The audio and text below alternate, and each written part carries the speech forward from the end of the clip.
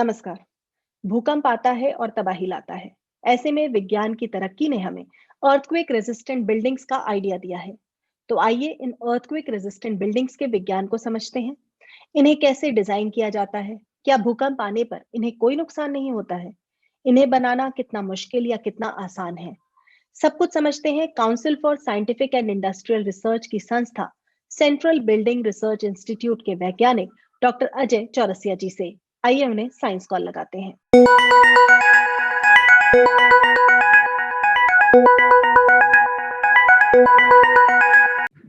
नमस्कार डॉक्टर चौरसिया, बहुत बहुत स्वागत है आपका। नमस्कार मैडम, नमस्कार जी, हम आज यहाँ बात करने बैठे हैं अर्थक्वेक रेजिस्टेंट बिल्डिंग्स के बारे में। तो बेसिकली ये बिल्डिंग्स कैसे जी। डिजाइन की जाती है, किन बातों का ध्यान रखा जाता है?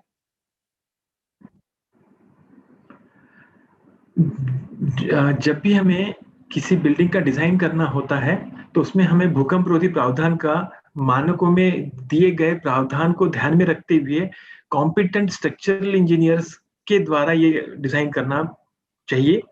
बेसिकली जो ध्यान देना है, बिल्डिंग सिंपल हो, लाइट वेट की हो और उसमें जो भी कनेक्शंस बिल्डिंग के डिफरेंट एलिमेंट्स के होते हैं, जैसे बीम, कॉलम, स्लैब, फिर फाउंडेशन, इसके कनेक्शंस होते हैं, ये कनेक्शन अच्छे होने चाहिए। तो इन चीजों को अगर हम ध्यान में रखते हुए प्रावधान का मानकों को देखते हुए करेंगे तो भूकंप रोधी बिल्डिंग हम आसानी से बना सकते हैं। जी, ये जो बिल्डिंग्स होती हैं, ये किस तरह से डिजाइन की, मतलब किस तरह से बनाई जाती हैं? क्या मटेरियल का कोई फर्क होता है या क्या फर्क होता है नॉर्मल जो बिल्डिंग्स अभी बन रही हैं और जो हम भूकंप अर्थक्वेक रेजिस्टेंट बिल्डिंग्स बनाते हैं, इसमें किस तरह का फर्क होता है? आमतौर पे तो हमें जब बिल्डिंग कंस्ट्रक्शन करना है तो नॉमिनल जो मटेरियल यूज करते हैं वही मटेरियल यूज किया जा सकते हैं। उचित ध्यान ये देना होगा कि जो भी मटेरियल हम यूज करें ज्यादा से ज्यादा वो लाइट, उसके लाइट इन वेट हो। जितने लाइटर मटेरियल होंगे उतना भूकंप रोधी क्षमता उसकी अधिक होगी। दूसरा बात होता है कि अगर हमें भूकंप रोधी बनाना है तो जो मानक हमारा ABCD, ये बेसिक हमें ध्यान देने योग्य है। ए मतलब उसके जो एंकरेज, दो बिल्डिंग एलिमेंट्स के कनेक्शंस बराबर होने चाहिए। ब्रेस किया हो तो उसके लचीलापन ज्यादा बिल्डिंग में दिया जाता है। कनेक्शंस दो बिल्डिंग के जो बीम, कॉलम और डिफरेंट एलिमेंट्स है उसके कनेक्शंस अच्छे होने चाहिए। और लचीलापन डालने के लिए हमें डक्टाइल डिटेलिंग की इम्प्लीमेंटेशन हमारे बिल्डिंग एलिमेंट्स में करना ज्यादा जरूरी होता है। जी, ये अच्छी ABCD बताई आपने, जो कि हमें किसी इस तरह की बिल्डिंग्स को डिजाइन करने में ध्यान में रखना होता है। रिक्टर स्केल पर कितनी तीव्रता का भूकंप हो तो ये बिल्डिंग संभाल लेती हैं या संभाल लेंगी? जब भी कोई स्ट्रक्चरल इंजीनियर बिल्डिंग डिजाइन करता है तो वो रिक्टर स्केल को ध्यान में रखते हुए ना करते हुए एक्सेलरेशन ड्यू टू ग्रेविटी एक प्रावधान दिया गया, उसको ध्यान मद्देनजर रखते हुए डिजाइन किया जाता है।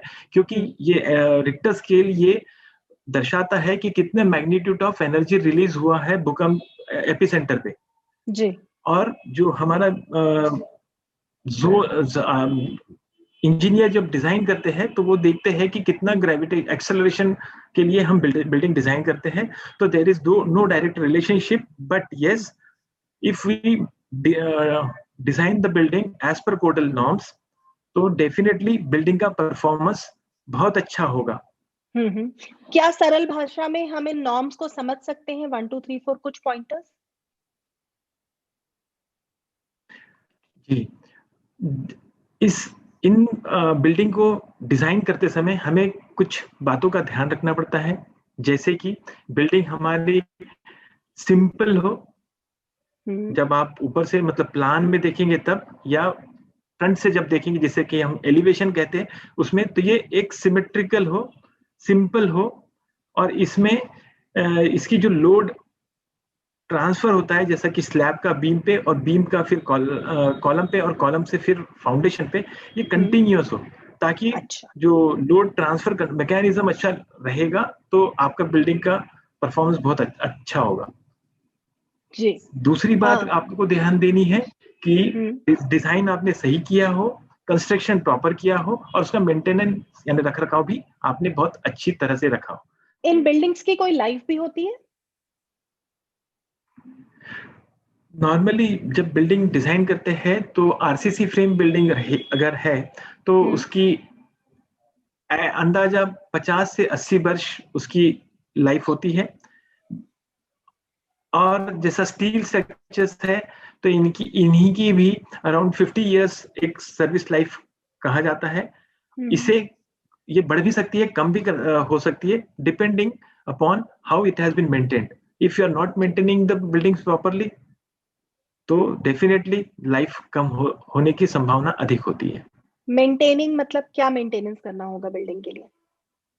रख रखाव, बिल्डिंग का मेंटेनेंस मीन्स रख रखाव मीन्स आपको जहां लीकेज होते हैं, माइनर क्रैक्स होते हैं, इसको जैसे आप रेगुलर इंटरवल पे आप पूरे बिल्डिंग का चेकिंग कर लीजिए। कहीं आपको क्रैक दिखते हैं, कहीं जंग लगा हुआ दिखता है, कहीं वाटर सीपेज लीकेज दिखता है तो उसे आप इमीडिएटली करेक्टिव स्टेप्स लेके ठीक कर दीजिए। अदरवाइज आपकी जो सरिया होता है बिल्डिंग में वो दिन पर दिन ज्यादा जंग लगने की संभावना बढ़ती है और जैसे जंग लगेगा तो उस बिल्डिंग की लाइफ पे उसका असर होता है। जी। भूकंप आने पर क्या इन बिल्डिंग्स को कुछ भी नुकसान होता है या बिल्कुल ही नुकसान नहीं होता है? जैसा हम कहते हैं, हम अर्थक्वेक रेजिस्टेंट बिल्डिंग, मतलब कि हमारी जो बिल्डिंग है ये भूकंप अवरोधता उसमें ज्यादा अधिक होती है, ये परफॉर्मेंस अच्छा होता है। मतलब कि जब आप बिल्डिंग डिजाइन करते हैं तो आपको ये देखना है कि जब भूकंप आता है तो इसकी वजह से कोई भी ऐसा बिल्डिंग का पार्ट या बिल्डिंग गिरे ना, ताकि किसी जान का नुकसान हो। जी। आपको life safety is prime motto, then collapse prevention, building का कोलैप्स ना हो। कितनी देर में या कितने दिनों में ये बिल्डिंग्स दोबारा फंक्शनल हो सकती हैं? क्योंकि कई बार तो ये बिल्डिंग्स हॉस्पिटल्स भी हो सकते हैं, इस तरह के इमरजेंसी बिल्डिंग्स भी हो सकती हैं।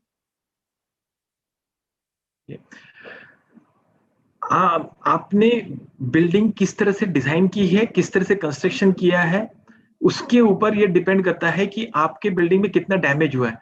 डैमेज की मात्रा को देखते हुए हमें ये पता चलता है कि बिल्डिंग कितने दिनों में और कितनी लागत में इसे फिर से रिट्रोफिट, उसे हम कहते हैं रिट्रोफिट, मतलब पहले की स्थिति में इसे लाया जा सके, ताकि फिर से अगर इसी मैग्नीट्यूड का भूकंप आता है तो बिल्डिंग उस फोर्सेस को अच्छे से सहन कर ले, झेल ले, कोलैप्स प्रिवेंशन हो जाए। तो ये जो टाइम और कॉस्ट आपने पूछा, तो ये कॉस्ट और टाइम डिपेंड करता है कि कितनी अच्छे तरह से आपने बिल्डिंग डिजाइन की है और उसका रखरखाव किया है। जनरली आप बिल्डिंग डिजाइन करते हैं तो आम धारणा ये होती है कि अगर मैं भूकंप रोधी बिल्डिंग डिजाइन करता हूं और भूकंप तो कभी कभी आते हैं तो मेरी बहुत ज्यादा लागत अधिक होगी, ऐसा जो जनरल माइंडसेट है वो गलत है। अगर आप भूकंप रोधी बिल्डिंग अगर डिजाइन करते हैं तो ज्यादा से ज्यादा 2 to 3% ऑफ स्ट्रक्चरल कॉस्ट आपको अधिक लगेगा, पर ये स्ट्रक्चरल कॉस्ट आप रियलाइज करेंगे जब भूकंप आ जाता है और आपकी बिल्डिंग बिना किसी क्षति के खड़ी रहती है। तो अगर यही बिल्डिंग अगर आपने इसको इग्नोर करते हुए बनाया तो आफ्टर द अर्थक्वेक जो डैमेज आपको हो गए हैं उसको ठीक करने में आपको इससे करीब करीब 10 से 20 गुना अधिक लागत की भरपाई करनी पड़ेगी। तो बेहतर यह है कि prevention is better than cure. Earthquake resistant design करे, बिल्डिंग अच्छे तरह से बनाए, छोटे से अधिक मात्रा जो आपकी बिल्डिंग डिजाइन करने में और कंस्ट्रक्शन करने में लगती है उससे आप पीछे ना हटे। जो मौजूदा बिल्डिंग्स हैं उनके लिए क्या करें?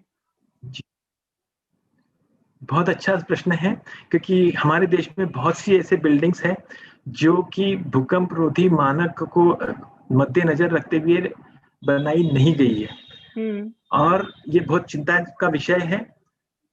अगर बड़ी मैग्नीट्यूड का भूकंप आता है तो इनके कोलैप्स होने की संभावना अधिक होती है। तो बेहतर ये होगा कि किसी कॉम्पिटेंट स्ट्रक्चरल इंजीनियर, जिसे भूकंप रोधी बिल्डिंग बनाने की कॉम्पिटेंसी अच्छी है, जानकारी अच्छी है, उससे सलाह ले। वो डिटेल्ड स्टडी करके आपको बताएगा कि बिल्डिंग में किस तरह से आप उससे स्ट्रेंथन कर सकते हैं, रिट्रोफिट कर सकते हैं, ताकि आने वाले समय में अगर किसी इसी तरह से आपदा आती है तो आपकी बिल्डिंग उस फोर्सेस को सहन कर ले, कोलैप्स ना हो, loss of property, loss of life can be restrained.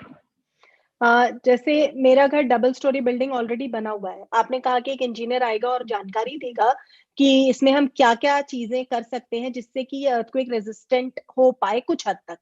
क्या वो बदलाव करना इतना आसान होगा? बिना किसी तोड़फोड़ के हम वो कर पाएंगे? किस तरह के बदलाव होते हैं? कुछ एग्जांपल्स अगर आप कोट कर पाए।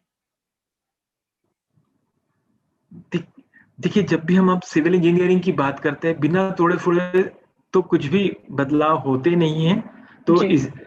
तो जैसा आपकी अगर आरसीसी फ्रेम बिल्डिंग है तो उसके कॉलम मजबूत होने चाहिए।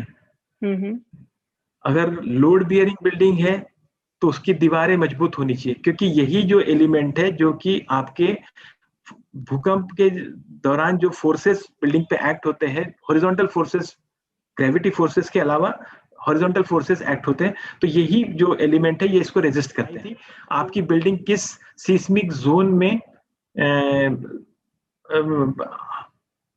में आती है हमारे देश के, और उसके द्वारा ये डिजाइन कॉम्पिटेंट स्ट्रक्चरल इंजीनियर आपको बताएंगे कि आपके बिल्डिंग में किन किन बातों का इंटरवेंशन करना है, स्ट्रेंथन करना है। हमने देखा है कि भूकंप से होने वाला नुकसान जो है वो कई बार बहुत ज्यादा होता है, इसके पीछे क्या वजह देखते हैं आप? इसके पीछे 3 वजह है। एक तो हमारे देश में ignorance in terms of planning and design of buildings बहुत अधिक है। दूसरा, जब अगर मैंने डिजाइन किया भी है तो उसे एग्जीक्यूशन के दौरान इग्नोरेंस है, हम ध्यान नहीं देते हैं। तीसरा बहुत इंपॉर्टेंट है कि ये लैक ऑफ इम्प्लीमेंटेशन, जो कि रेगुलेटरी अथॉरिटी जो होती है उन्हें देखना है कि बराबर जो भी नक्शे में दिया है उसका इम्प्लीमेंटेशन होता है नहीं होता है। तो ये तीनों जो स्टेक होल्डर्स है, तो ये ध्यान इग्नोर करने की वजह से हम earthquake resistant design and construction की जो बात करते हैं तो वो ना होते हुए अर्थक्वेक वल्नरेबल बिल्डिंग्स ज्यादा बना रहे हैं। तो इसीलिए इसकी जिम्मेदारी ओनर की, डिजाइनर की, कॉन्ट्रैक्टर की, बिल्डर की और गवर्नमेंट अथॉरिटीज की है। तो सभी को मिलकर एक साथ एकजुट होकर earthquake resistant design and construction की मंत्र पे काम करना होगा। जी जी, आपका बहुत बहुत धन्यवाद हमारे साथ जुड़ने के लिए। धन्यवाद मैम, थैंक यू।